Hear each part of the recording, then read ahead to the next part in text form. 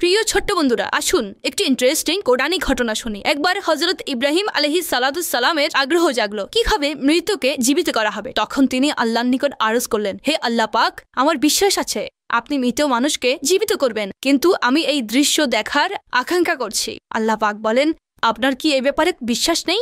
হযরত ইব্রাহিম আলাইহিস সালাম আরজ করলেন, কেন বিশ্বাস থাকবে না, কিন্তু আমি চাই যে এই বিষয়টি নিজ চোখে দেখব, যেন আমার অন্তর প্রশান্তি পায়। হযরত ইব্রাহিম আলাইহিস সালামের আবেদনের প্রেক্ষিতে আল্লাহ পাকের আদেশ হলো যে 4টি পাখি নিন এবং তাদেরকে আপনার পোষ মানান, অতঃপর সেগুলোকে জবেহ করুন, সেগুলোর মাংস একসাথে মিশিয়ে ভিন্ন ভিন্ন পাহাড়ে রেখে দিন, অতঃপর তাদেরকে ডাক দিন, তাদের প্রত্যেকটি পূর্বের আকৃতি ধারণ করে আপনার কাছে চলে আসবে। সুতরাং হযরত ইব্রাহিম আলাইহিস সালাম 4টি পাখি নিলেন, ময়ূর, মোরগ, কাক এবং কবুতর। তিনি আলাইহিস সালাম সেগুলোকে জবে করলেন, টুকরো টুকরো করে একসাথে মিশ্রণ করলেন, অতঃপর সেগুলোকে কয়েক ভাগ করে এক এক পাহাড়ে রেখে দিলেন এবং তাদের মাথা নিজের কাছে রাখলেন। প্রিয় বন্ধুরা, অতঃপর যখন হযরত ইব্রাহিম আলাইহিস সালাম সেসব পাখিকে নিজের কাছে ডাকলেন, তখন তিনি আলাইহিস সালাম ডাকার সাথে সাথে আল্লাহ পাকের আদেশে সেই সব মাংসের টুকরো বাতাসে উড়ল এবং প্রত্যেকটি পাখির মাংস আলাদা আলাদা হয়ে নিজ আকৃতিতে একত্রিত হলো এবং পাখির আকৃতি ধারণ করে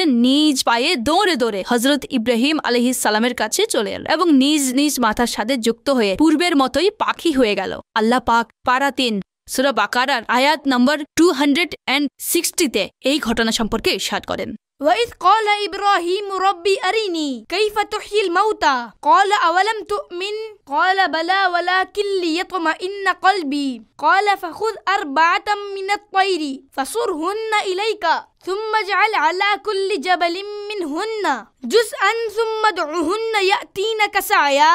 অনুবাদ, আর যখন ইব্রাহিম বলেছিল, হে আমার রব, তুমি আমাকে দেখাও কিভাবে মৃতকে জীবিত করবে, আল্লাহ বলেন, তুমি কি বিশ্বাস করো না?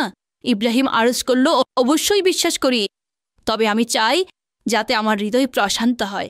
আল্লাহ বলেন, তাহলে পাখিদের মধ্যে 4টি পাখি নাও, তাদেরকে নিজের সাথে পোষ মানাও, অতঃপর তাদের সবার এক এক টুকরো প্রতিটি পাহাড়ে রেখে আসো, অতঃপর সেগুলোকে ডাকো, সেগুলো তোমার কাছে দৌড়ে আসবে। প্রিয় ছোট্ট বন্ধুরা, এই কোরআনী ঘটনা দ্বারা জানা গেল আল্লাহ পাক আম্বিয়ায়ে কেরাম আলাইহিমুস সালামের দোয়া কবুল করেন এবং তাদের আকাঙ্ক্ষাকে পূর্ণ করেন। আম্বিয়ায়ে কেরাম আলাইহিমুস সালামের দোয়ায় মৃত জীবিত হয়, আর এই ঘটনাতে মৃত্যুর পর জীবিত করার অনেক বড় প্রমাণ রয়েছে।